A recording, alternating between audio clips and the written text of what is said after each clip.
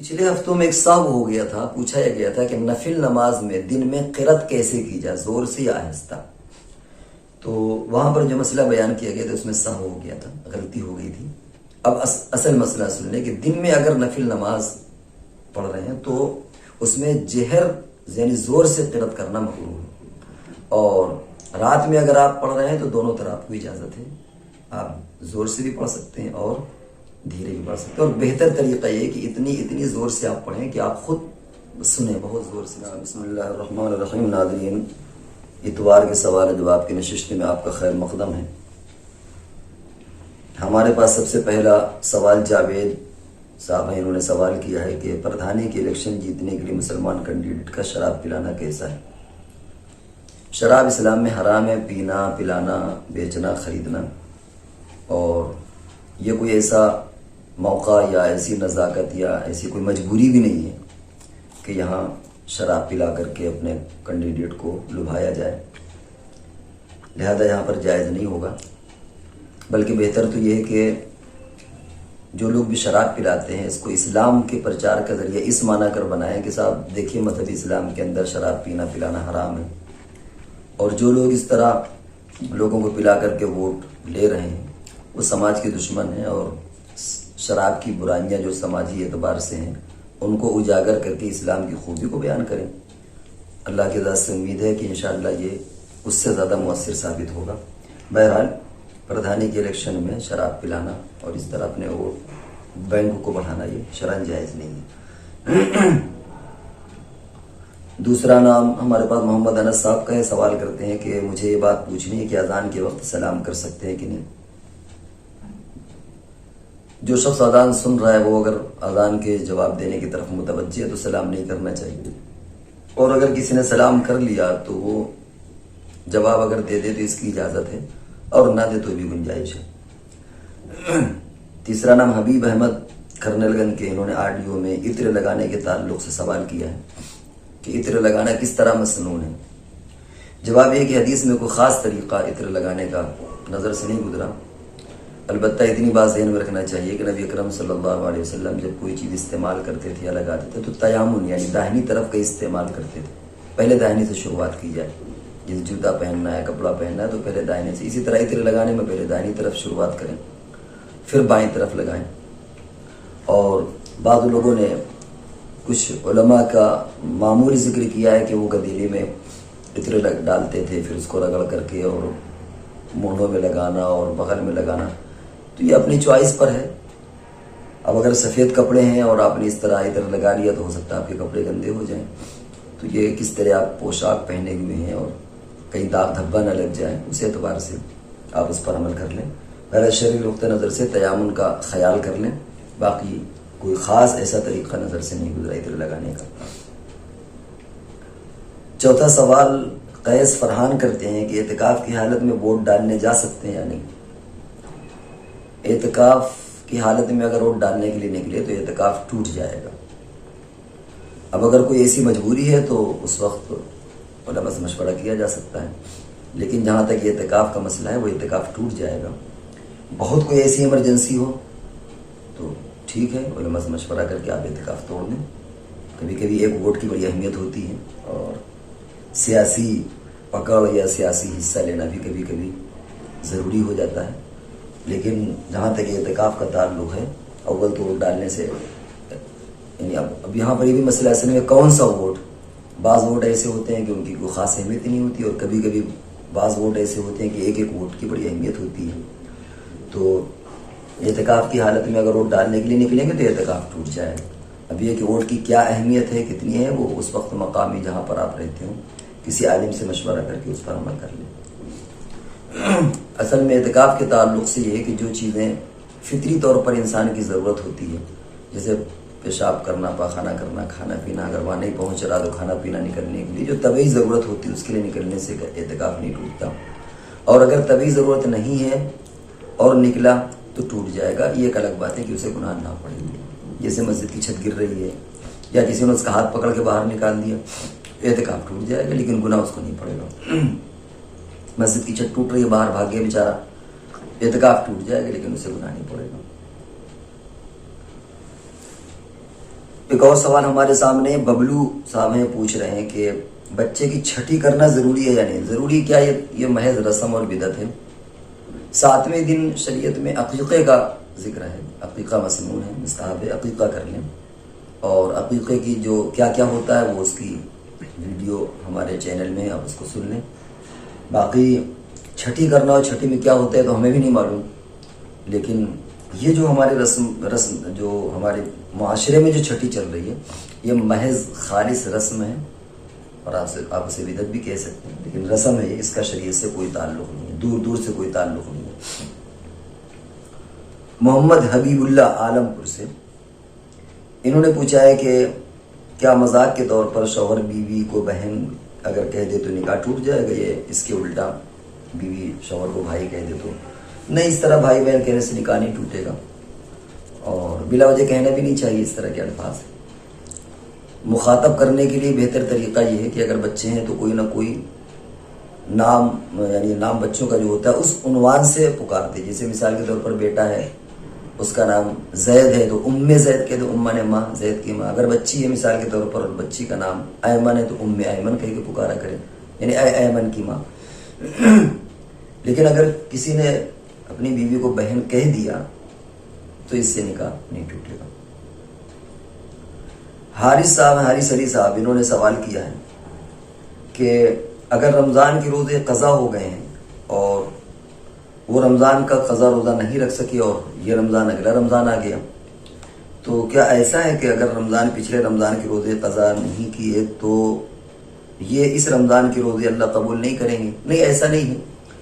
دیکھیے، قضا جلد سے جلد ذمے سے اتار دینا چاہیے، نماز ہو یا روزہ قضا، جب بھی کوئی چیز قضا ہو تو کوشش یہ کرنا چاہیے کہ اپنے ذمے سے جلدی وہ چیز ادا ہو جائے۔ لیکن اگر کسی وجہ سے وہ قضا نہیں کر سکا تو اب ایسا نہیں ہے کہ اللہ تبارک و تعالیٰ اس کے اس رمضان کو قبول نہ کرے، ایسا نہیں ہے۔ اللہ سے اگر وہ کوئی عذر نہیں تھا اور بلا وجہ تاخیر ہوئی تو اللہ سے توبہ کرے اور عہد کرے کہ میں رمضان گزرتے ہی عید کے بعد فوراً میں ان روزوں کی قضا کروں گا۔ کوشش یہ کرے کہ جلد سے جلد قضا کر لے، اور اگر نہیں قضا کر سکا تو ایسا نہیں ہے کہ یہ رمضان اللہ کے اس کے قبول نہ ہو۔ ایک نام حذیفہ پروین یہ سوال کرتے ہیں۔ حذیفہ پروین یہ آدھا نام لڑکوں کا آدھا نام لڑکی کا، پتہ نہیں پوچھنے والے لڑکے ہیں یا لڑکی ہیں۔ انہوں نے پوچھا ہے کہ مسلم فرینڈ اگر ہولی میں کلر لگا دے تو کیا کلر لگوا سکتے ہیں یا منع کر دیں؟ محبت سے اسے منع کر دیں، اور اگر وہ لگا دے تو اب بہت زیادہ برا ماننے یا تعلقات خراب کرنے کی بھی ضرورت نہیں ہے۔ ہمارے ایک بات مشہور ہے کہ اگر کلر ہولی کا لگ جاتا ہے تو اتنی جگہ وہ جہنم میں جلائی جائے گی، کاٹی جائے گی، یہ غلط ہے، ایسا نہیں ہے۔ البتہ کسی بھی مسلمان کو کسی بھی غیر مسلم کے مذہبی چیزوں میں یا تہواروں کی چیزوں میں شرکت کرنے سے اوائڈ کرنا چاہیے، بچنا چاہیے۔ لیکن کبھی کبھی ایسا ہوتا ہے کہ کسی کا کوئی دوست ہے یا کسی کی کوئی پارٹی ہے، وہ پیمنٹ لینے گیا یا کسی اور کام سے کیا اور اس نے لگا دیا، تو اب ظاہر ہے کہ وہاں لڑیں گے تو نہیں۔ اچھا، ان کو یہ بھی نہیں معلوم ہوتا غیر مسلموں کو کہ ہمارے اس لگانے سے ان کے مذہب میں کوئی، یعنی ان کے مذہبی اعتبار سے غلط ہے یا یہ ناراض ہوں گے، ان کو کبھی کبھی معلوم بھی نہیں ہوتا، تو اس لیے وہ ایسا کر دیتے ہیں۔ تو یا تو احتیاط کرے یا ٹیلی فون پر پہلے ان سے سمجھ لیں، لیکن بائی چانس اگر انہوں نے لگا بھی دیا تو اب تعلقات بگاڑنے کی ضرورت نہیں ہے۔ تعلقات کو نہ بگاڑا جائے، انہیں اپنی بات اچھی طرح انہیں سمجھا دی جائے تاکہ وہ آپ سے یا آپ کے مذہب سے بیزار نہ ہو۔ ایک نام اور ہمارے سامنے کنگ آف فان، انہوں نے یہ پوچھا ہے کہ کرسی پر بیٹھ کر نماز میں رکوع اور سجدے کا صحیح طریقہ عمل کر کے بتا دیں۔ اکثر لوگوں کا طریقہ الگ الگ ہوتا ہے۔ اس تعلق سے ایک ویڈیو پڑھی ہے کرسی پر نماز کیسے پڑھی جائے، لیکن عملی طور پر اس میں نماز پڑھ کے نہیں دکھائی گئی، اور غالباً ان کا منشا یہ ہے کہ عملی طور پر ہم نماز پڑھ کے دکھائیں، تو انشاءاللہ کسی موقع پر وہ ویڈیو بھی بنا دی جائے گی۔ لیکن ابھی فی الحال صرف اتنا سمجھ لیں کہ رکوع کے مقابلے میں سجدے میں زیادہ جھک جائیں، رکوع کا جتنا اشارہ کریں سجدے کا اشارہ اس سے زیادہ کر لیں، آپ کا سجدہ ادا ہو جائے گا۔ اب آپ نے لکھا ہے کہ لوگوں کا الگ الگ طریقہ ہوتا ہے، تو لوگوں کے عذر بھی الگ الگ ہوتے ہیں، کسی کی کمر میں زیادہ درد ہے، کسی کی کمر میں کم درد ہے، کوئی زیادہ جھک جاتا ہے، کوئی کم جھکتا ہے، اس لیے لوگوں کا طریقہ الگ الگ ہے۔ باقی ہاتھ رکھنے کی دونوں طرح اجازت ہے، آپ چاہے ران پر ہاتھ رکھے رہیں، چاہے آگے فضا میں ہاتھ رکھنے کی اجازت اور گنجائش دونوں طرح ہے۔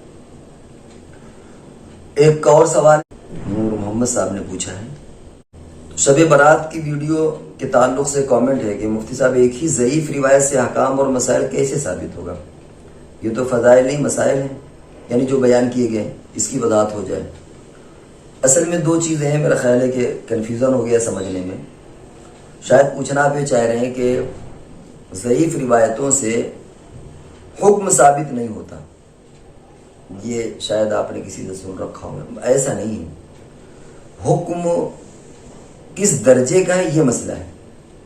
ضعیف روایت سے کسی چیز کا ثبوت تو ہو جاتا ہے، لیکن فرض ہے، واجب ہے، سنت موقدہ، اس طرح کا ثبوت نہیں ہوتا۔ نفل کا ثبوت ہو جائے گا، مستحب کا ثبوت ہو جائے گا۔ تو کہنے کا خالی فرق ہے، کہنے کا انداز ہے۔ آپ یہ کہہ سکتے ہیں کہ صاحب فضائل ثابت ہوتے ہیں، ضعیف روایت سے فضائل ثابت ہوتے ہیں، احکام اور مسائل ثابت نہیں ہوتے، آپ یہ کہنے کو کہہ سکتے ہیں۔ اور یہ بھی کہہ سکتے ہیں کہ حکم ثابت ہو جاتا ہے لیکن حکم یا مسئلہ ثابت ہوتا ہے لیکن مسئلے کی نوعیت بتا دی جاتی ہے۔ تو یہ خالی کہنے کا انداز ہے، باقی بات وہی ہے کہ فضائل ضعیف روایتوں سے فضائل ثابت ہوتے ہیں، لیکن اس فضیلت میں بھی تو کوئی نہ کوئی مسئلہ ہوگا نا۔ اب مثال کے طور پر شب برات میں روزہ رکھنا مستحب ہے، اب یہ آپ یہ کہہ سکتے ہیں کہ حکم ثابت ہوا۔ کیا حکم ثابت ہوا؟ کہ شب برات کا روزہ مستحب ہے، آپ اس کو حکم بھی کہہ سکتے ہیں اور آپ اس کو فضیلت بھی کہہ سکتے ہیں۔ رات میں نوافل پڑھنا ثابت ہے، اب ثابت کا مطلب ہے کہ وہ واجب فرض سنت موقدہ نہیں ہے، مستحب ہے پڑھنا، تو آپ اس کو حکم کہہ سکتے ہیں اور آپ یہ بھی کہہ سکتے ہیں کہ یہ فضیلت کا ثبوت ہو گیا ہے۔ تو اگر یہی آپ کے سوال کا منشا ہو اور ہم اپنی بات سمجھا چکے ہوں تو ٹھیک ہے، اور اگر کوئی اور کچھ پوچھنا ہے تو دوبارہ کامنٹ باکس پر لکھ کر کے وضاحت کریں، انشاءاللہ دوبارہ کوشش کی جائے گی سمجھانے کی۔ ایک نام اور ہمارے سامنے بیئرڈ بائیکر، یہ میرا خیال ہے نام انہوں نے کیا لکھا ہے، ممکن ہے کوئی ان کی کوئی چینل ہو یا کوئی کمپنی ہو یا کسی چیز کا نام، اس نام سے بہرحال انہوں نے پوچھا ہے کہ ہیل انرجی ڈرنک والی ویڈیو پر ان کا اعتراض ہے کہ صاحب ہیل کا معنی تو جہنم ہے اور اس پر شیطان بنا ہوا ہے، تو اب اس کا استعمال کیسا ہوگا؟ اس تعلق سے ویڈیو آ چکی ہے، اور ایک اور ویڈیو ریڈ بل کے تعلق سے بھی آئی، آپ سن لیں تو اس میں اس کا شرعی حکم معلوم ہو جائے گا کہ پینا کیسا ہے۔ خلاصہ یہ کہ اگر اس میں کوئی ناپاک چیز، حرام چیز نہیں ہے اور نشہ آور چیز نہیں ہے تو اس کا استعمال جائز ہے، باقی اس کا نام کیا اس سے لینا دینا نہیں ہے۔ ایک نام کا کئی مطلب ہوتا ہے اور نام رکھنے والے کی کئی مرادیں ہوتی ہیں، اسی طرح اس میں کچھ بنا ہوا ہے تو اس سے کیا لینا دینا۔ حکم نام پر یا بنے ہوئی تصویر پر نہیں لگتا، حکم تو اس پر ہے کہ وہ کس چیز سے بنی ہوئی ہے۔ تو اگر ناپاک چیز یا حرام چیز یا اسی طرح نشے والی چیزیں اس میں پڑی ہیں تو وہ جائز نہیں ہوگی، اگر یہ چیزیں نہیں ہیں تو نام سے کوئی فرق نہیں پڑتا۔ اور ویسے بھی ہم لوگوں کو اس طرح کی ڈرنکوں سے اوائڈ کرنا چاہیے، آپ ڈرائی فروٹ کھائیں اور پھلوں کے جوس پئیں، اس طرح کی چیزیں ویسے بھی صحت کے لیے نقصان دہ، ہم کو بچنا چاہیے۔ ایک اور ہمارے سامنے مسئلہ ہے، یہ پوچھ رہے ہیں حمزہ گیمنگ، انہوں نے پوچھا ہے کہ میگی کھانا کیسا ہے، تو انشاءاللہ اس کی ویڈیو آ جائے گی، آپ اس میں تفصیل سے سن لیں گے۔ ایک اور نام ایم اے خان، یہ رجوی روڈ سے پوچھ رہے ہیں کہ اگر نماز میں ری خارج ہو جائے تو کیا کریں، کیسے نکلیں، اس کا بھی انشاءاللہ الگ سے ویڈیو آ جائے گا، اس میں آپ سن لیں۔ اور ہمارے ایک سامنے سوال ہے جو جاوید عالم صاحب ہیں، پوچھ رہے ہیں کہ الیکشن میں مسلمانوں کا ہندوؤں کو شراب پلانا کیسا ہے، اور کیا پلانے والا بھی اتنا ہی گنہگار ہوگا جتنا پینے والا؟ تفصیل سے جواب دیں۔ اس کا تھوڑا سا حکم تو اوپر ابھی آ چکا ہے، پردھانی کے الیکشن وغیرہ میں شراب پلانا تو جائز ہے، جائز نہیں ہے۔ باقی رہا یہ مسئلہ کہ پینا اور پلانا دونوں غلط ہے، لیکن پلانے کے مقابلے میں پینے کا جرم ذرا زیادہ بڑھ جاتا ہے۔ اور آپ اس کو یوں سمجھیں کہ جیسے مثال کے طور پر اگر شرعی قانون کہیں پر نافذ ہو اور کسی نے پی لیا تو اس کو شرعی حد 80 کوڑے یا جو لگتے ہیں اس کو، لیکن پلانے والے پر قاضی دوسری سزا تو دے گا لیکن 80 کوڑے نہیں مارے گا۔ تو تھوڑا سا فرق یہ ہو جاتا ہے، ناجائز دونوں چیزیں، لیکن تھوڑا سا فرق یہ ہو جاتا ہے کہ پینا زیادہ بڑا جرم ہے اور اس کے مقابلے میں پلانا جو ہے یہ ہلکا جرم، تو کم چھوٹا جرم ہو جائے گا۔ ایک اور ہمارے سامنے سوال ہے جو پوچھ رہے ہیں محمد حبیب اللہ عالم پور. انہوں نے پوچھا ہے کہ اگر خون بہے کسی جگہ پر تو اسے پوچھ کر بینڈیج لگا دینے سے وضو اور روزہ ٹوٹ جاتا ہے یا نہیں ٹوٹتا, اور بلڈ ڈونیٹ کا کیا حکم ہے؟ دیکھیے, خون کا روزے سے کوئی تعلق نہیں. اگر خون نکل گیا تو روزہ اس سے نہیں ٹوٹتا, لہذا روزے کو تو آپ الگ کر دیجئے. اب رہا مسئلہ ہے کہ وضو کا, تو ہاں اگر خون نکل کر کے بہہ گیا تو وضو ٹوٹ جائے گا. اب اگر آپ پہلے سے وضو سے نہیں ہیں تو وہاں پر بینڈیج لگا دیجئے, وضو کر لیجئے. اور اب محسوس کرتے ہیں کہ پانی لگانا نقصان دہ نہیں ہے وہاں پر تو پورا دھل لیجئے. اور اگر آپ یہ محسوس کرتے ہیں کہ پانی پہنچانا نقصان دہ تو بینڈیج ہو یا کوئی اور پٹی بندھی ہو, آپ پانی وہاں پر وہ مسح کر لیجئے, پانی نہ لگائیے وہاں. اور اگر وضو ہے اور خون نکلا تو وضو ٹوٹ گیا, آپ بینڈیج لگا پوچھ کر کے صاف کر کے بینڈیج لگا لیجئے. اس کے بعد جو ابھی بتایا گیا اس سے آپ وضو کر لیں, لیکن وضو ٹوٹ جائے گا. اور بلڈ ڈونیٹ کا حکم کیا ہے؟ بڑے ثواب کی چیز ہے اور ہمیں آگے بڑھ چڑھ کے حصہ لینا چاہیے. مسلمانوں کے تعلق سے بہت بدنامی پھیلائی جا رہی ہے کہ مسلمان خون لیتے تو ہیں بلڈ لیکن دیتے نہیں. تو ہمیں ضرورت اس بات کی ہے, اور اس کے بہت سے چینل بھی بہت سے یوٹیوب پر آپ کو مل جائیں گے. تو ہمیں بھی چاہیے کہ ہم اس کا باقاعدہ پرچار بھی کریں, پمفلیٹ کے ذریعے سے اور سوشل میڈیا کے ذریعے سے ویڈیو کو باقاعدہ بلڈ کیمپ لگائیں, اس کو باقاعدہ وہ ویڈیو بنا کر کے اس کو یوٹیوب وغیرہ پر ڈالیں, لوگوں کو بتائیں کہ دیکھو ہم بھی یہ کام کر رہے ہیں. اور باقی رہا یہ کہ جب بھی بلڈ دیا جاتا ہے تو ظاہر ہے کہ اس کی اپنی شرائط ہوتی ہے. اب یہ بھی نہیں کہ کوئی آدمی ضرورت سے زیادہ خون دیتے, کیونکہ جب ڈاکٹر خون نکالتا ہے تو وہ خود پوچھتا ہے کہ آپ کا ویٹ کتنا ہے, آپ کے ساتھ کوئی بیماری ہے یا نہیں, اور کتنے دن پہلے آپ نے خون دیا تھا. تو وہ ساری شرائط وہ خود پوچھ لیتے ہیں. اور خون دینے سے ڈاکٹر یہ کہتے ہیں کہ نیا خون پیدا ہوتا ہے, صحت کے لیے فائدے مند ہے, نقصان دہ نہیں ہے. تو بلڈ ڈونیٹ سے ہمیں حصہ بھی لینا چاہیے. اور اس میں ایک چیز اور پوچھیے کہ کیا وضو ٹوٹ جاتا ہے؟ تو وضو ٹوٹ جائے گا کیونکہ خون نکلا ہے. اگرچہ انجیکشن کے ذریعے سے نکلتا ہے لیکن ضابطے میں وہ انجیکشن اس انداز میں نکالا گیا ہے کہ خون بظاہر نظر نہیں آ رہا ہے, لیکن اس کے اندر صلاحیت اور قوت اتنی موجود ہے کہ وہ اگر سرنج نہ ہو اور وہ خاص انداز میں نہ ہو تو وہ کپڑا بھی گندا ہو جائے گا, خون بہہ بھی جائے گا. تو بلڈ دینے سے بھی, وہ چاہے ٹیسٹنگ کے لیے دیا جائے یا ڈونیٹ کیا جائے, وضو بہرحال ٹوٹ جائے گا اس سے. ایک اور ہمارے سامنے نام راشد علی ارئی, اور انہوں نے ڈھیر ساری پہلے دعائیں دی ہیں چینل کی مقبولیت کی بھی اور اللہ کی بارگاہ میں بھی کہ اللہ تعالیٰ اسے قبول کریں. اور پھر اپنا انہوں نے ایک سوال پیش کیا ہے کہ زکوٰۃ ادا کرنے کا صحیح طریقہ کیا ہے اور کس کو دینا چاہیے, کتنا دینا چاہیے. ہمارے چینل میں یہ آڈیو آ چکی ہے. پچھلے سال لاک ڈاؤن میں ویڈیو نہیں بن سکی تھی, لیکن آڈیو میں جواب موجود ہے اور پوری تفصیل اس کے اندر ہے. انشاءاللہ ڈسکرپشن پر اس کا لنک دے دیا جائے گا, وہاں آپ اس میں دیکھ لیں. پھر اگر کوئی اعتراض آپ کو ہو, کوئی بات سمجھنا ہو تو آپ سمجھ لیں. خلاصہ یہ کہ 2.5% زکوٰۃ 2.5% دی جاتی ہے, اور ظاہر بات ہے کہ تفصیل کا تو موقع نہیں کہ وہ تفصیلی بات ہے. اور کس کو دینا, اصول اور فروع, یعنی باپ دادا پر دادا اوپر تک, اسی طرح ماں نانی پر نانی نانا, اور اسی طرح بیٹا پوتا پوتی یا لڑکا اور لڑکی, اور پھر اس کا ناتی یا نواسا یا نواسی, ان کو زکوٰۃ نہیں دے سکتے. باقی ڈسکرپشن پر اس کا لنک بھیج دیا جائے گا, آپ اس میں دیکھیں. اور پھر کوئی بات اگر تشنا رہ گئی ہے تو دوبارہ پوچھ لیں. اگلا نام ہمارے سامنے حسن عامر, سلام کرتے ہیں, اور اس کے بعد انہوں نے پوچھا کیا تہجد اشراق نماز کا ایصال ثواب کیا جا سکتا ہے. اس سلسلے میں بھی آپ کو لنک ڈسکرپشن پر بھیج دی جائے گی, آپ دیکھ لیجئے گا. ایصال ثواب کے تعلق سے آڈیو آ چکا ہے. اور جس طرح خلاصہ یہاں پر آپ کے سوال کا جواب یہ ہوا کہ جس طرح مالی ایصال ثواب کیا جا سکتا ہے, یعنی مال خرچ کر کے آپ ثواب پہنچا سکتے ہیں, کسی پر صدقہ کر دیا, خیرات کر دیا, اسی طرح آپ قرآن پڑھ کے, نماز پڑھ کے, روزہ رکھ کر کے بھی اگر آپ ثواب پہنچائیں تو اس کا ثواب پہنچے گا. محمد فرحان صاحب یہ پوچھتے ہیں کہ جوڑا باندھ کر نماز پڑھ سکتی ہیں, یعنی جوڑے کے تعلق سے بھی ایک ویڈیو آ چکی ہے, اور جوڑا باندھ کر نماز پڑھ سکتی ہیں. وہ جو منع ہے جوڑا جس کے بارے میں حضور علیہ السلام نے منع کیا, وہ دوسرا جوڑا ہے, اس کی پوری ڈیفینیشن الگ ہے. یہ جو ہمارے یہاں مائیں اور بہنیں باتھ روم سے نہا کر کے نکلتی ہیں اور بال کو پیچھے یا باندھ لیتی ہیں، یہ اس میں شامل نہیں ہے. تو اگر اس طرح باندھ کر کے وہ نماز پڑھیں تو بے تکلف ان کی نماز ہو جائے گی. اگلا نام ہمارے سامنے کمال احمد ہمایوں باغ کانپور. یہ پوچھتے ہیں کہ نماز کے بعد دو مسئلے پوچھیں آپ سے. کسی بھی جماعت کی 4 رکعت والی نماز میں صرف 2 رکعت ملی ہے تو ہمیں صرف اتحیات کے بعد کچھ نہیں پڑھنا ہے، تو امام کے سلام پھیرنے تک خاموش رہیں یا کچھ پڑھ سکتے ہیں، اور اگر ایسا ہو تو کیا پڑھیں؟